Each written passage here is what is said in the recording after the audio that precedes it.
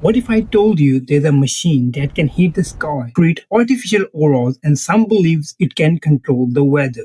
This is not a science fiction. This is HAARP. Hidden deep in Alaska, the High Frequency Active Auroral Research Program HAARP. But not everyone believes HAARP is just a science. Some claim it can control weather, trigger earthquakes, and even manipulate minds. Space isn't an empty, quiet void. It is highly charged, actively hostile environment where violent solar flares and geomagnetic storms pose a constant physical threat to the satellite and power grids that run our modern world. Yet, historically, when it comes to studying space weather, humanity has been entirely restricted.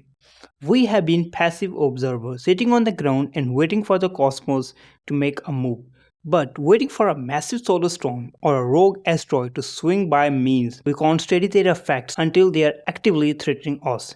That reliance on natural chance leaves us completely unprepared for a sudden catastrophic event. To actually secure our orbital technology and protect our planet, we need to find a way to test the upper atmosphere on schedule rather than waiting for the universe to strike.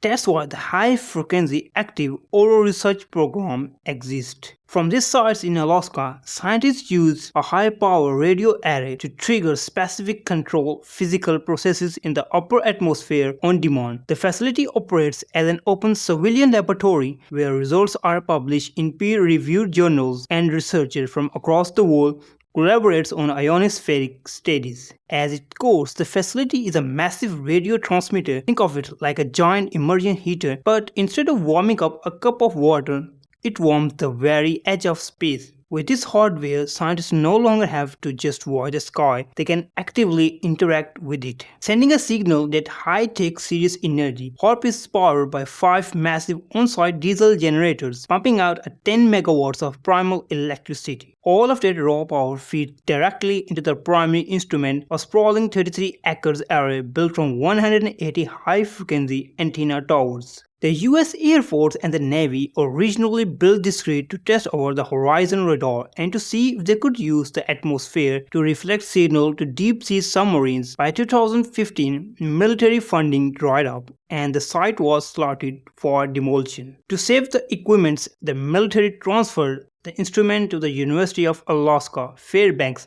while the surrounding land was reacquired by Aetna, the regional Alaska Native Corporation. That transfer pulled the arrow out of the classified shadow, transforming a secret military base into a highly accessible open testbed for global researchers. The ground array blasts 3.6 megawatts of radio frequency power straight up into the ionosphere. These radio waves collide with free electrons, hitting them to vibrate rapidly. This glowing patch turns the sky into a virtual antenna, broadcasting a secondary low-frequency wave into deep space. Because scientists can control exactly when and where disturbance happen, they can run a repeatable, on-demand physics experiment instead of waiting years for natural space weather to create the right condition. One major application is targeting killer electrons. These highly energetic particles are trapped inside the Earth's natural radiation band, prowling continuously along our magnetic field lines.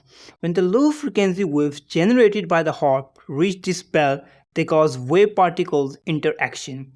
This knocks the high-energy electron off their path and safely scatters them into the lower atmosphere, preventing them from destroying the electronics of vital satellite. The signal can go even further. Researchers recently used the facility to bounce a long wavelength radio signal off a near-Earth asteroid known as 2010 XC15 as it passed by our planet. While standard planetary radars use short wavelengths to map an asteroid's rough surface, HAARP long wavelength signal actually penetrates the rock. This reveals the interior mass disruption of the object. Knowing whether a space rock is a solid chunk of iron or a loosely packed pile of rubble is an absolute prerequisite.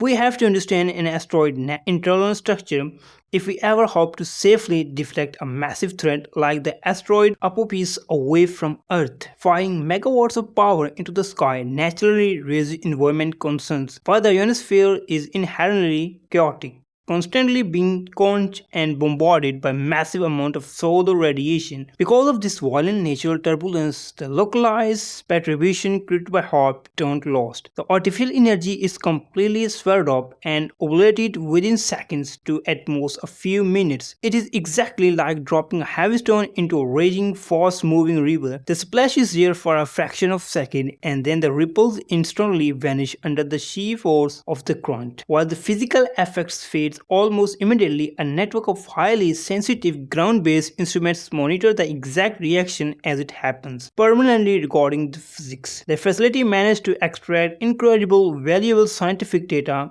about how our upper atmosphere behaves with zero long-term consequences to the environment. The site has transitioned from a Cold War military project into a university-run platform used by the government, academics, and industry partners to test theories on planetary defenses and space weather.